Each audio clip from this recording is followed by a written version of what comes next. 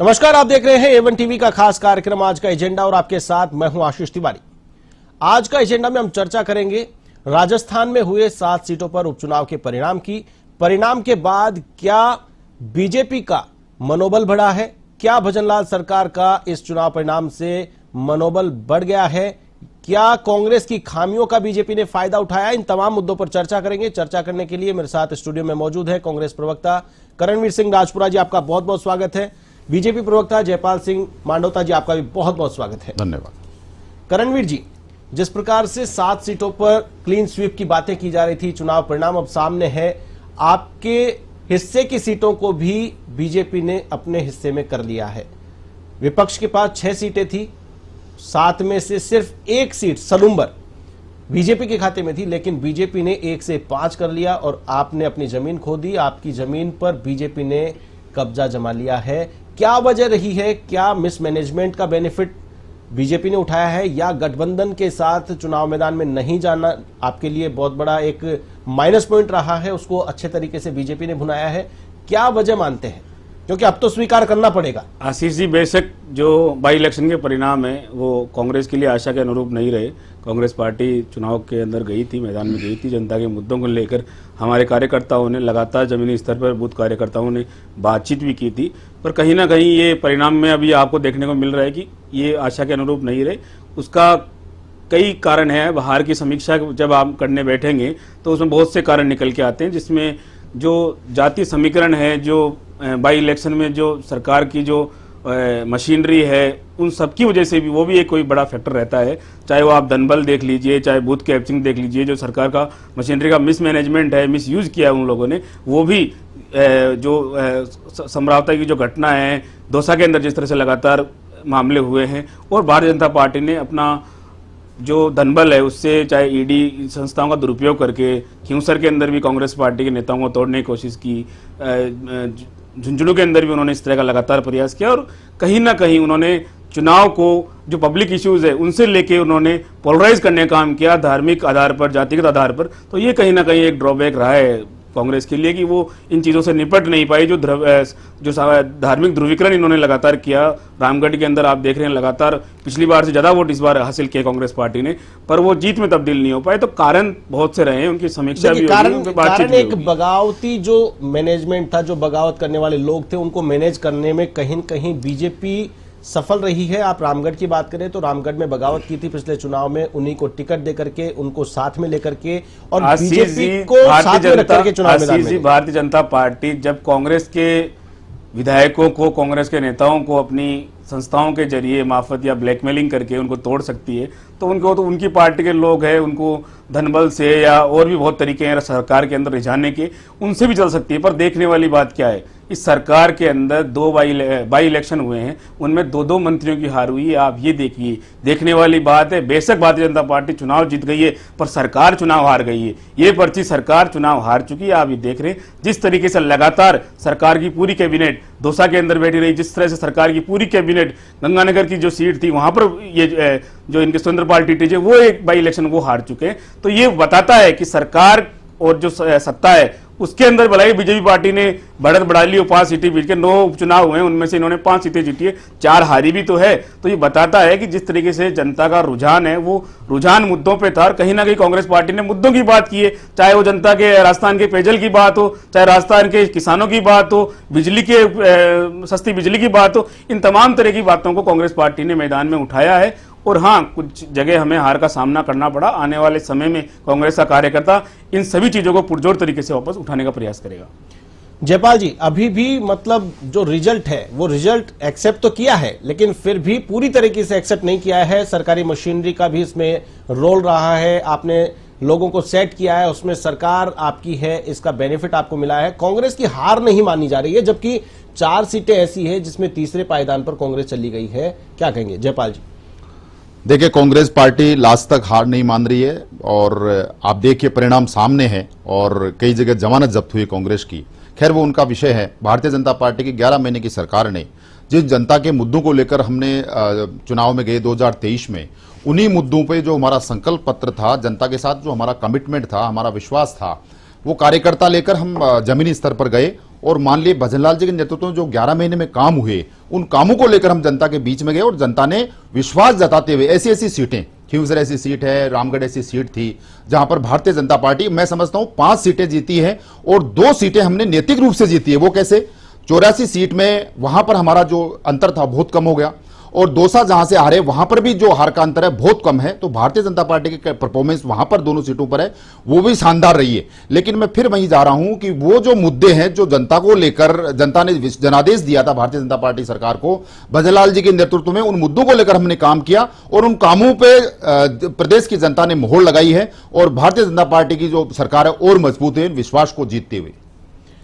बिल्कुल, लेकिन यहां पर जो बात की जा रही है, जो मुद्दे हैं, उन मुद्दों को लेकर के कांग्रेस गई है और अभी भी उसी का ढोल पीटा जा रहा है कि वो मुद्दे जनता के बीच लेके गए, जनता के बीच एक विपक्ष की भूमिका निभाई, लेकिन जनता ने समर्थन नहीं दिया। और दौसा की सीट को लेकर के अभी भी कांग्रेस इस बात को लेकर के अपनी पीठ थपथपा रही है कि आपके मंत्री की हार हुई है, वहां पर आपने पूरी मशीनरी का जोर लगा लिया, मंत्रियों ने वहां डेरा डाला, मंत्री की खुद की साख थी, वहां पर आप सीट नहीं निकाल पाए। दौसा सीट को लेकर के क्या गई?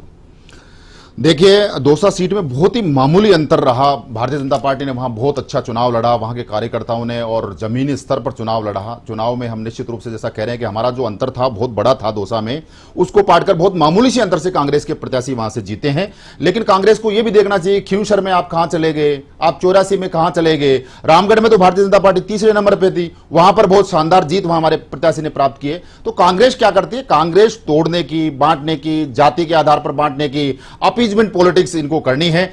भारतीय जनता पार्टी राष्ट्र के मुद्दे के नाम पर, देश के मुद्दों को लेकर प्रदेश कैसे आगे बढ़ सकता है, 2047 में हमारा विकसित भारत का जो सपना है, उन मुद्दों को लेकर हम जनता के बीच में गए और उनको स्वीकार किया और भारतीय जनता पार्टी पे विश्वास जताते हुए जनता ने, मैं समझता हूं, 7 सीटें भारतीय जनता पार्टी को दी। 2 जगह हम नैतिक रूप से जीते हैं क्योंकि हमारे कैंडिडेट बहुत ही मामूली, उस जो हार का अंतर है वो बहुत ही कम किया 2023 के बनस्पत।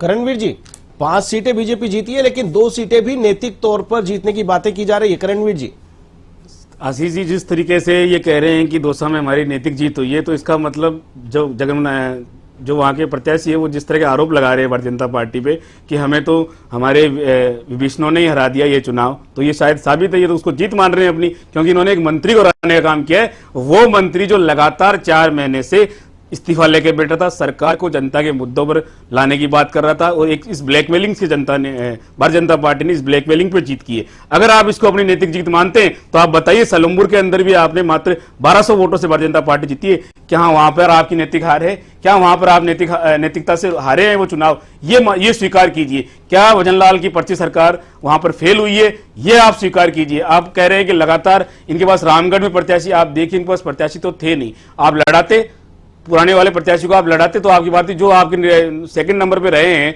उनको आपने दूसरी व्यवस्थाओं का डर दिखाकर आप ले गए, और वहां भी आपने क्या मुद्दों की बात की? आपने जिस तरीके से आप बार बार बात कर रहे थे कि एआरसीबी का मुद्दा सोल्व हो गया है, दूसरी चीजें हो गई है, तो आपने कहीं भी वहां बात की? वहां तो आपने धार्मिक गोलबंदी की, वहां पर आपने चुनाव को हिंदू मुस्लिम पर ले गए, बट्टों के तो कट्टों के ऊपर ले गए। इन्होंने बट्टों के कट्टों का नारा देकर राजस्थान की जनता का हक मारने की कोशिश की है, उन मुद्दों को गौण करने की कोशिश की है जो मुद्दे जनता से जुड़े हुए, शिक्षा का, स्वास्थ्य का, रोजगार का, जिस तरीके से इन्होंने वादे किए थे, उन सभी में भारतीय जनता पार्टी फेल हुई है। ये बताने में ये नाकाम हुए। जिस एक सीट से सरकार तो चेंज नहीं होने वाली थी, अगर बटोगे कटोगे का नारा देकर एक सीट अगर रामगढ़ की निकाल भी ली जाती है तो सत्ता तो बीजेपी के हाथ में ध्यान भटकाने का, ये जैसे आप चाहे आप इसको झुंझुनू में ले लीजिए, चाहे आप इसको खींवसर में ले लीजिए, सभी जगह इन्होंने अप्लाई किया, और ये मुद्दे भटकाने का काम तो इनकी आदत है। मैं तो बता रहा हूं ना, भारतीय जनता पार्टी की स्ट्रेटेजी है कि मुद्दे भटकाइए और उसके आसपास से उन जनता के वोटों की चोरी कीजिए। अगर ये इतने ही नैतिक होते तो ये बताते कि हमने इन 11 महीनों के अंदर कितने तो रोजगार दिए हैं,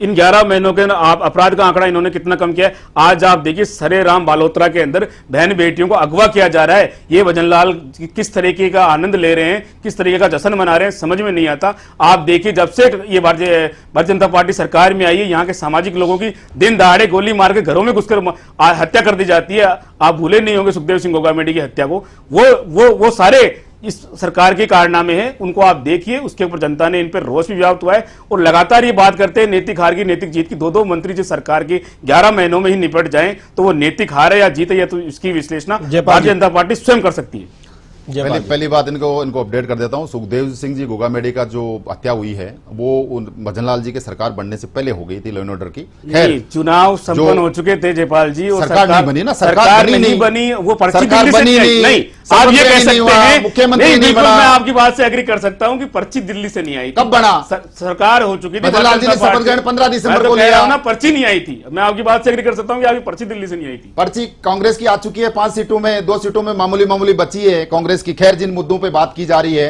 जी, हमारे साथी प्रवक्ता ने बात उठाई, उन मुद्दों पे ही बात करते हैं हम कि आप कहां की बात कर रहे, क्यों सर में आप टक्कर में नहीं, आपकी जमानत जब्त हो गई। आप 84 में आप टक्कर में नहीं थे, आपकी जमानत जब्त हो गई। जिन मुद्दों को लेकर मैं फिर रिपीट कर रहा हूं कि कांग्रेस पार्टी से बांट कर लोगों को बरगला कर कि संविधान खत्म हो जाएगा, आरक्षण खत्म कर देंगे, इस प्रकार के मुद्दों को भ्रामक लोगों को लेके गए, जिन मुद्दों को जनता ने रिजेक्ट कर दिया, आपको स्वीकार कर दिया। अब जिन मुद्दों को लेकर, जिन संकल्प को लेकर भारतीय जनता पार्टी मैदान में थी, जो वादे हमने 2023 में चुनाव के अंदर जो जनता से किए, राजस्थान की 7 करोड़ की जनता से, उन वादों में 50% वादे हम पूरे कर चुके हैं। मैं बता रहा हूं आपको, जिन मुद्दों पर आपने राजनीति की वो मुद्दे मेरे सामने। ईआरसीपी पे आपने राजनीति की, हमने हमारा कमिटमेंट था 11 जून में ईआरसीपी का हमने एमओयू किया है। आप बताइए ईआरसीपी पे आपने किस तरह का समझौता किया है? राजस्थान हमने की समझौता जनता किया, जानना चाहती है। आप बताइए यमुना जल समझौते में आपकी हरियाणा सरकार आप ने बताइए, कहा, आप यमुना में आपने क्या यमुना जल समझौते देखिए, में आपने करणवीर कहा जी, वो जानना शेखावाटी के चाहती लोग है। जिनको पानी करणवीर मिला जी, था, पर्दे के पीछे आपने करणवीर मना जी, किया, आपने पर्दे के संकल्प पीछे करणवीर जी, डाला। करणवीर जी, आप कर चुके हैं, ठीक है, इलेक्शन करणवीर हो जी, चुके हैं, जनता परिणाम भी आज जयपाल जी, चाहती है, करणवीर जी, जनता मेरा के एक साथ सवाल है। वोटों की ठगी भी हो चुकी है। ठीक पर है, आप बताइए, ठीक है, आरोप जनता कुछ भी को लगाइए। आपने दिया क्या है? जयपाल जी और करणवीर जी, मेरा एक सवाल है। आरोप आप कुछ भी लगाइए, आप पार्टी प्रवक्ता है, कुछ भी आरोप लगा सकते हैं, सवाल भी कुछ भी पूछ सकते हैं, लेकिन मीडिया का एक सीधा सा सवाल है, ईआरसीपी योजना को लेकर के एमओयू भी अगर किया गया है और एमओयू करने के बाद उद्घाटन की भी अगर बात की जा रही थी, तो उसका विरोध क्यों किया? अगर ये फर्जी था, अगर इसमें कुछ धरातल पे नहीं था, तो उनको उद्घाटन करने देते, प्रधानमंत्री को कोई रखने देते सिला, उसको रोकने की जरूरत क्या थी? आपको पता था उपचुनाव में इतना बड़ा कोई इंपैक्ट पड़ने वाला है नहीं, सरकार पे कोई असर पड़ने वाला है नहीं। उस एक मुद्दे को जो ईआरसीपी का चल रहा था, उस मुद्दे में अगर प्रधानमंत्री को इनॉग्रेशन कर देते किसी दूसरे इलाके में, उससे क्या फर्क पड़ने वाला था? अब वो भी सामने आ जाता, जब उद्घाटन करते क्या योजना है क्या नहीं है उसके बारे में भी डिटेल में जानकारी आ जाती। आज अपन ईआरसीपी को लेकर उस पर सवालिया निशान लगा रहे हैं। आप हरियाणा में चुनाव होता है, वहां पर वादे करते हैं कांग्रेस के घोषणा पत्र में कि राजस्थान को यह पानी नहीं दिया जाएगा, हरियाणा के हक को मारा नहीं जाएगा, हमारी सरकार बन जाएगी तो मतलब फिर ईआरसीपी को हम अटका देंगे। अगर ईआरसीपी में एमओयू में कोई दम नहीं है तो ऐसा घोषणा पत्र में शामिल करने की जरूरत क्या थी? करणवीर जी। आशीष जी, कांग्रेस पार्टी ने खुलासा जो एमओयू है उसका करने है ताकि राजस्थान का हक नहीं मारा जाए। जिस तरीके से इन्होंने उसको छुपाया है राजस्थान की जनता से, अगर इतने ही साहूकार होते तो दिखाते ना कि हमने ये क्या किया है, उसके अंदर कुछ किया हो तो ये बताएं। ऐसा क्या लगता है आपको कि वो जो आपके पानी की क्षमता अगर आदि कर देंगे राजस्थान की जनता को, इन्होंने 5 साल तक शेखावाटी के लोग प्यासे मरे, आपकी हरियाणा में लिखा, आपकी पार्टी ने लिखा, आप उससे सहमत है? शेखावाटी के लोग जब 5 साल इनके जल शक्ति मंत्री रह जाते हैं तब तो इनको याद नहीं आई शेखावाटी की। वो शेखावाटी के हरियाणा में कांग्रेस पार्टी ने लिखा कि नहीं लिखा गांव से रहने वाले हैं, तब उनको राजस्थान को पानी नहीं देंगे, हम इस बात पे एग्री है कि नहीं? तब उसकी सजा हरियाणा के लोगों ने आपको दी, राजस्थान की जनता ने उनकी जनता प्यासी मर रही है। किसी नल उन्होंने हर जल नल की बात की है, नल में जल की बात नहीं की उन्होंने, पानी मिले लाने की बात की। कितना जल आएगा ये बता के चलिए राजस्थान जनता को, उसके ऊपर आप खेती करना चाहते हैं, वो नहीं करने दिया छलावा किया। आपके लिए कुर्सी फर्स्ट है, भारतीय जनता पार्टी के लिए नेशन फर्स्ट है। इस बात में मैं दावे के साथ कहता हूं, मेरी बात अधूरी रह गई थी। आपके जो हमने जो घोषणा पत्र में, संकल्प पत्र में जो बात कही, हम एसआईटी गठित करेंगे, इनकी सरकार के द्वारा जो पेपर लीक हुए, हमने 200 से ज्यादा माफियाओं को अंदर किया, पेपर लीक बनाया, माफियाओं को अंदर काम किया। 27 पेपर लीक हुए, आपने बताया। एक पहला इकलौता राजस्थान ऐसा राज्य है जहां पर राजस्थान की सरकार ने, सुन तो लीजिए अजीत गुरु महाराज, सुन तो लीजिए, बता तो रहा हूं, राजस्थान एक ऐसा मॉडल स्टेट है जहां पर पेपर लीक के ऊपर कानून बनाने का काम राजस्थान की सरकार ने किया है। कानून बना के आपने रख दिया। कानून क्या किया? 19 लगातार भर्तियां आपके राज्य में, 19 भर्तियों में, पेपरों में राजस्थान के युवाओं को भविष्य को अंधकार में डालने का काम आपकी सरकार ने किया। व्यापम भूल गए क्या? आपकी सरकार भूल गए क्या? आपकी आप सरकार गुजरात के अंदर पेपर लीक ने भूल गए क्या? लगातार 19 पेपर कर्नाटक के राजस्थान अंदर- में लीक कर राजस्थान मैं के कह रहा हूं, लाखों आपकी युवाओं सरकार का के भविष्य अंदर बर्बाद करने का सैकड़ों काम जगह किया पेपर नहीं लीक किया। होता है और पेपर आपके लीक प्रदेश को अध्यक्ष जी से पूरे लेकर पूरे हिंदुस्तान के सरकार के अंदर- मंत्री से संतरी सब जयपाल उसमें जी, है कि नहीं है? राजस्थान की सरकार, पूर्ववर्ती सरकार आप ने बताइए पूरे 19 पेपर लीक हुए हिंदुस्तान के अंदर उन माफियाओं पेपर लीक को को एक मॉडल बड़े से स्टेट के रूप लेकर में छोटे राजस्थान से को मगरमच्छ स्थापित करने सबको का अंदर काम किया करने है, का काम कानून हमारी बनाया सरकार है, ने किया। पूरे देश कोई का भी कितना ही बड़ा पूरे देश माफिया का हो, ध्यान कोई आकर्षित बचने करने की वाला कोशिश नहीं की है। माननीय बजलाल जी की सरकार उनको अंदर करने का काम करेगी, कोई भी बचेगा नहीं। 200 से ज्यादा पेपर माफियाओं को अंदर किया। आप जहां तक रोजगार की बात करने, जो हमारा संकल्प पत्र था, उसी संकल्प पत्र में हमने 32,000 नियुक्ति दे दी है। 10,000 का कब रिजल्ट हुए आ उनके चुका है। एग्जाम? 25 दिसंबर कब को हुए हमारे उनके इनके 1 साल एग्जाम? होने जा रहा है, उसमें हम राजस्थान की नियुक्ति जनता देंगे। जानना चाहती है, आप कब हुए देखिए, उनके एग्जाम? 4 साल में हमने पूरे 5 साल के अंदर 4 लाख लोगों को रोजगार देने का जो संकल्प लिया है, हमारा कमिटमेंट है लोगों के साथ में। कहां है? हम एक साल बेरोजगारों पूरा के होने साथ को खड़े है। हैं और उनको रोजगार आदरणीय, देंगे। एक साल पूरा आपकी तरह होने को पेपर है, लीक नहीं कहां होगा है सरकार रोजगार? में। माननीय भजनलाल जी के नेतृत्व में राइजिंग मजबूत सरकार है राजस्थान के में। नाम पर हाँ, आपने राइजिंग हवाई राजस्थान में आ फायर किए, जाइए। 40 अब राइजिंग राजस्थान की बात 40 बताऊं। करोड़ का जनता का धुआं निकालने का राइजिंग काम किया राजस्थान, आपने आपके विदेशों इन्वेस्ट की यात्राओं राजस्थान, में। आपका इन्वेस्ट राजस्थान क्या था? आपने 4 साल आने के बाद में इन्वेस्ट राजस्थान लेके आए, क्या हुआ? एग्जीक्यूटिव नहीं हुआ। 1 साल का समय में आपने जनता को छलावा देने के लिए नियुक्तियां लेके, हमारी सरकार ने 11 महीने के दौरान राइजिंग राजस्थान के नाम पे देश में, प्रदेश में एक बड़ा इन्वेस्टमेंट आए, यहाँ के युवाओं को रोजगार मिले। वो 1 साल के अंदर करके दिखा रहे हैं हम। इतना ही कुछ किया होता ना तो 2-2 मंत्रियों की हार नहीं होती। आपकी सरकार हार चुकी है, ये आपको मानना 5 पड़ेगा। जीत ये के आए हैं, बदलाव ये की जो प्रति 5 जीत के सरकार इस को बात का निरस्त करने प्रमाण का है। काम किया जनता है। ने इस बात पे मोहर लगाया कि हमारी जो हम जिन संकल्प को लेकर जनता के बीच में गए, उन पे मोहर लगाने का काम प्रदेश की जनता ने किया है। जो मुख्यमंत्री और जो मंत्री चुनाव मिशन के अंदर आमजन गए के हैं, तहत, उनको सरकार, मिशन उनको आमजन के राजस्थान तहत जनता हमारी ने सरकार का आईना पहला लक्ष्य दिखाने का मिशन काम आमजन किया है, जिसमें ईआरसीपी का हमने करके दिखाया, यमुना जल समझौता करके दिखाया, देवास परियोजना का काम हमने शुरू कर दिया, इंदिरा गांधी नहर जल स्तर बढ़ाने का काम किया है, और जाखम नदी का जो पानी है वो जयसमंद झील में ये काम करके दिखाया हमारी सरकार ने। 11 महीने में, मात्र 11 महीने में 50% जो हमारे संकल्प है उनको काम करने, पूरा करने का काम। अच्छा, अब आप ये कहना चाहते हैं कि जो 11 महीने में हो गया, उसके अलावा राजस्थान की जनता को आपने जिस तरह के वादे किए थे, कितनी नौकरियां लगा दी? मैं बता रहा हूं, 4 लाख नौकरियों की बात की थी, 31,000 जयपाल जी कह रहे थे कि उनकी सरकार ने जितने वादे किए थे वो वादे निभाए जा रहे हैं। हालांकि आपका जो सवाल है वो जायज है, मैं उस सवाल को भी कैरी करता हूं और जयपाल जी से भी पूछना चाहूंगा कि जो ईआरसीपी योजना है, बहुप्रतीक्षित ये योजना, इस योजना में एमओयू के इस दायरे से ये योजना कब बाहर निकलने वाली है? कब जनता को पानी की एक बूंद नसीब होने वाली है? कम ज्यादा जितना भी पानी, जो भी एमओयू में आपकी शर्तें हैं, जनता को पानी चाहिए। देखिए, हमारा जनता के साथ एक कमिटमेंट है ईआरसीपी का, जो हमारा संकल्प पत्र में हमने लिया। जो 11 जिलों के लोग हैं उनको पानी मिले, हमारा एक कमिटमेंट है उनके साथ में, और उस पे एमओयू हो चुका है। माननीय प्रधानमंत्री जी उसका उद्घाटन करने वाले थे, लेकिन कुछ लोग हैं, कुछ ऐसे तत्व हैं जो नहीं चाहते कि राजस्थान के लोगों को पानी मिले। लेकिन मैं कह रहा हूं कि आचार संहिता खत्म हो गई है। माननीय प्रधानमंत्री बहुत जल्दी राजस्थान आके ईआरसीपी का उद्घाटन करके जो लोगों की लंबे समय से वो मांग रही है, उस मांग को पूरा करने का काम करेंगे। लेकिन इसके साथ ही मैं कुछ चीजें और कहना चाहूंगा कि कांग्रेस पार्टी हरियाणा में भी वही किया, यमुना जल समझौते शेखावाटी लोगों को पानी वाला, हरियाणा में इन्होंने हार खाई। अभी रिसेंटली आपने देखा महाराष्ट्र में इनकी बहुत बुरी हार हुई है। कांग्रेस पार्टी एक्चुअली देश को बांटकर, लोगों को बांटकर, जाति आधार पर डिवाइड करके इस देश में राज करना चाहती है। अब लोग समझदार हो गए, जनता समझदार हो गई, इनको हर जगह रिजेक्ट किया जा रहा है। इन्होंने धारा 370 जैसी व्यवस्था को खत्म करने की उनके साथ में खड़े हुए। वक्फ बोर्ड अधिनियम में जो हम सुधार लाने का प्रयास किया, उसमें भी कांग्रेस ने डंगा अड़ाया। मैं कह रहा हूं ये देश के साथ में नहीं है, ये कुर्सी के साथ में, कुर्सी फर्स्ट है इनके लिए, और मोदी जी के नेतृत्व में देश आगे बढ़ चुका है, और उन्हीं के नेतृत्व में राजस्थान सरकार पूरी कमिटमेंट के साथ में जनता के विश्वास पर अडिग है, और भारतीय जनता पार्टी विकास के इस कमिटमेंट को लेकर जनता के बीच में गई, जिस पर जनता ने मोहर लगाई। करणवीर जी, नेशन फर्स्ट बीजेपी के लिए, आपके लिए नहीं है?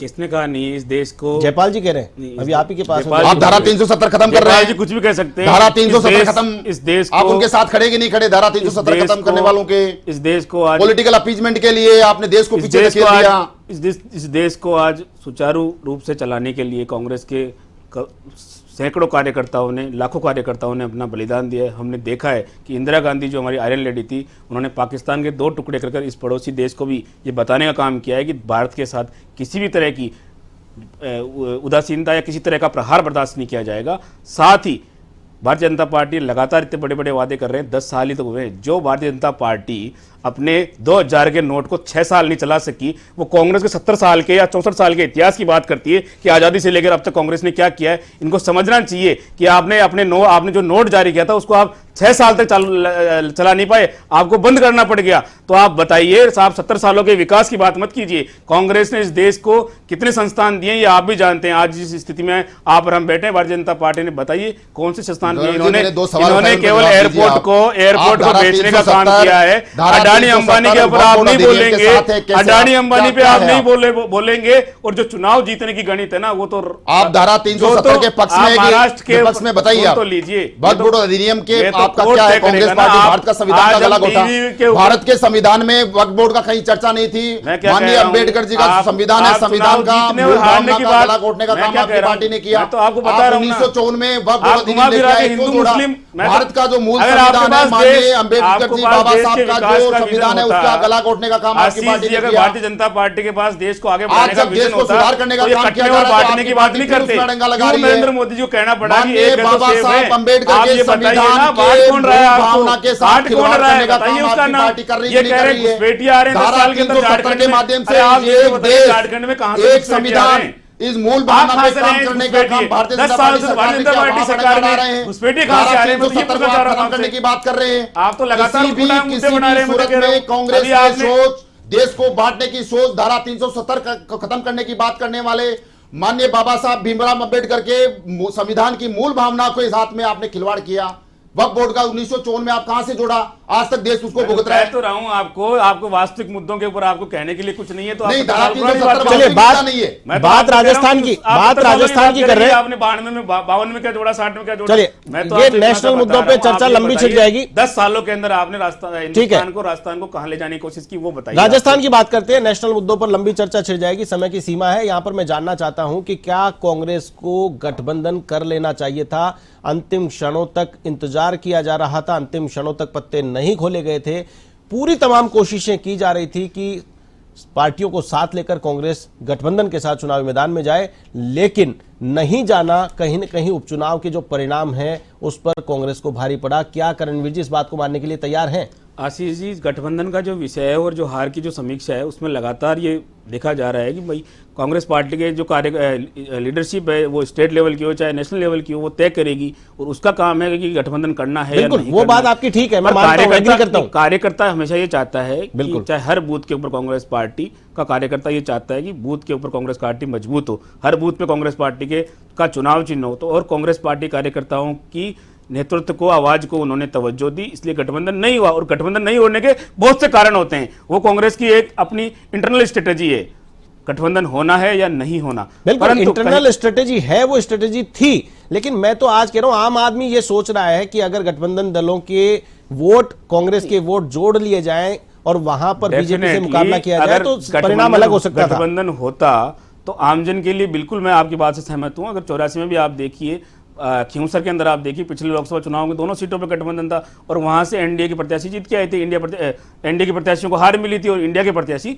जीत के आए थे। तो ये गठबंधन का जो विषय है, ये संगठन का विषय है और संगठन तय करता है, चाहे वो स्टेट बॉडी हो चाहे नेशनल बॉडी हो, कि गठबंधन करना है या नहीं करना। और गठबंधन में बहुत सी शर्तें होती है, उन शर्तों पर दोनों पार्टियों की आम सहमति, आम राय होना आवश्यक है। गठबंधन का कोई ये एक पार्टी का विषय नहीं है, कांग्रेस का विषय नहीं है, सामने वाली पार्टी का भी विषय होता है कि वो उन शर्तों के ऊपर वो मानती है नहीं मानती। और जिस आरएलपी की और जिस बाप की लगातार आप बात कर रहे हैं, उसके साथ कांग्रेस पार्टी ने लोकसभा चुनाव में गठबंधन किया था और उसके परिणाम आपके सामने हैं। परंतु कहीं ना कहीं अभी भी मैं कह रहा हूं, हो सकता है इन चुनावों के अंदर, बाई इलेक्शन में कुछ सीटों के ऊपर कांग्रेस के कार्यकर्ता राजस्थान की जनता को अपनी बातें, अपनी विचारधारा समझाने में कमी रह गई। पर आने वाले समय में भारतीय जनता पार्टी का जिस तरह का कुशासन है, उसको बेनकाब करने का काम कांग्रेस का प्रत्येक कार्यकर्ता बूथ स्तर तक करेगा। आने वाले समय में बिजली, पानी, सड़क, रोजगार की लड़ाई कांग्रेस से कार्य मुस्तैदी से लड़ाएगा।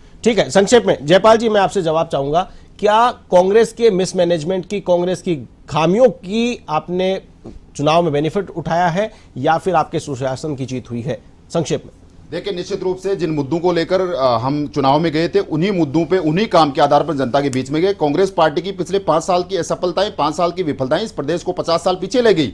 इनके दौरान अपनी कुर्सी को बचाने के लिए, उसके बाद तो गंगानगर का जो चुनाव था, उपचुनाव हार गए थे। मानते हैं सरकार बनने के बाद भी हार गए थे ना। सरकार हो गया वो एक चीज हो गई, उसके बाद में प्रदेश आगे बढ़ चुका है। माननीय भजनलाल जी के नेतृत्व में प्रदेश मंत्री कैसे हार विकास गए की राहों में आगे बढ़ चुके हैं और निश्चित रूप से कांग्रेस पार्टी की तोड़कर बांटने की जो राजनीति है उसको जनता ने नकार दिया है। भारतीय जनता पार्टी के कामों पर कमल के निशान पर लोगों ने मोहर लगाई है। प्रदेश की सरकार और मजबूत हुई है। मैं कहना चाहता हूं कांग्रेस के साथी को कि जब नाश मन ऊपर छाता है तो पहले विवेक मर जाता है। आप प्रदेश के हितों के साथ खिलवाड़ मत कीजिए, आप प्रदेश के युवाओं के साथ खिलवाड़ मत कीजिए। आप पेपर लीक जैसे उन्होंने वो भी पूछना चाह रहे हैं कीजिए कि आपने युवाओं के भविष्य के साथ में खिलवाड़ किया, इस प्रदेश के हितों के साथ में खिलवाड़ किया। कांग्रेस मिटती जा रही है, आज जमानत जब्त हो रही है कांग्रेस की, इसलिए भारतीय जनता पार्टी के विभिषणों का नाम जानना चाहती है। चलिए, आज की चर्चा में शामिल होने के लिए आप दोनों मेहमानों का बहुत बहुत धन्यवाद। जयपाल